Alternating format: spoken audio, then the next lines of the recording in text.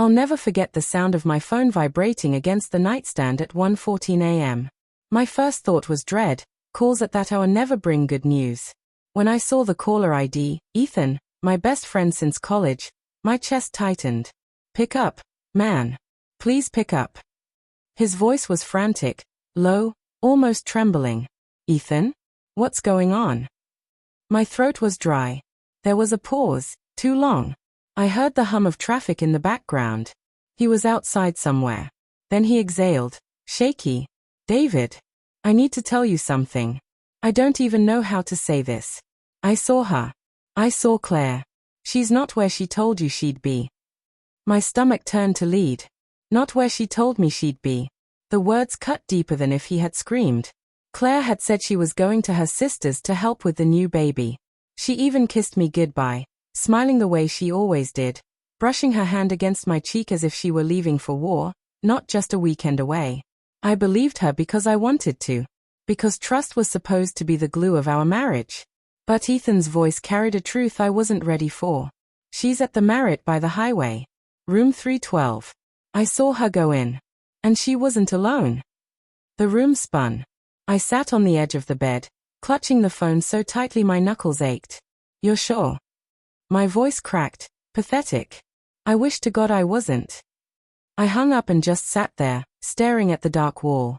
Memories flashed like cruel projections. Claire laughing at our wedding, Claire swearing she wanted forever, Claire sitting across from me last week, telling me she loved me. Maybe Ethan was wrong. Maybe it was a misunderstanding. Maybe he saw someone who looked like her. My brain fought to stitch together excuses. But my heart already knew.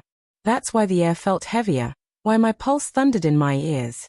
Because somewhere deep down, I'd noticed the late-night texts she never explained, the sudden work trips, the way her laughter had shifted, lighter, but never with me.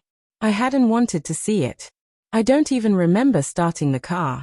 I just remember the dashboard lights glowing against my pale hands and the hum of the tires on the empty road.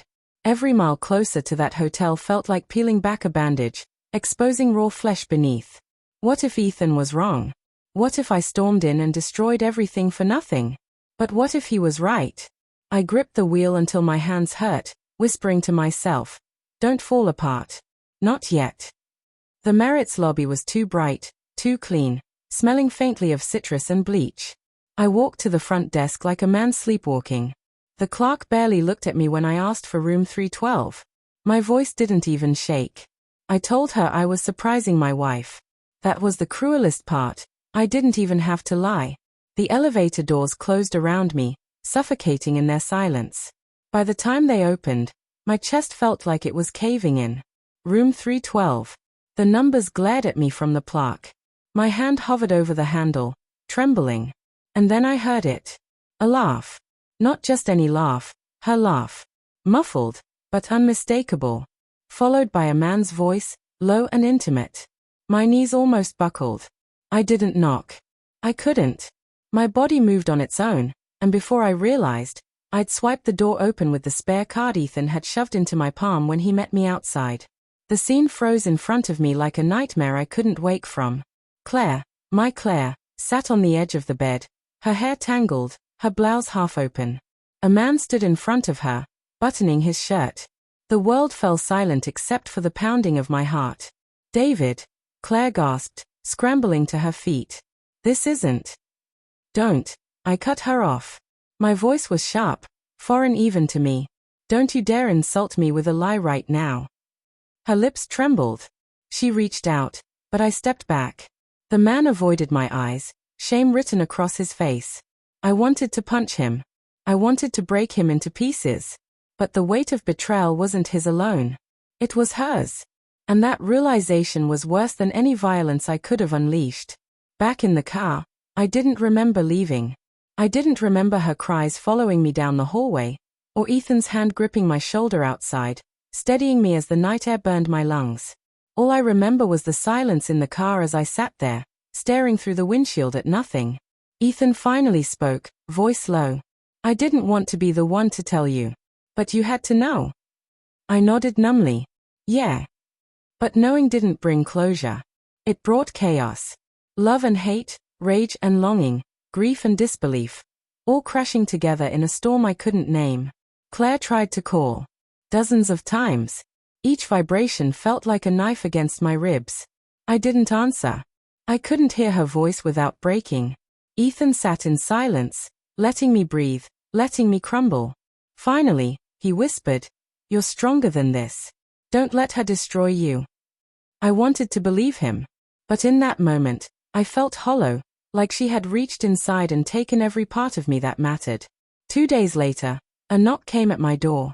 I opened it to find Ethan, not looking like my best friend anymore, but a man hiding something.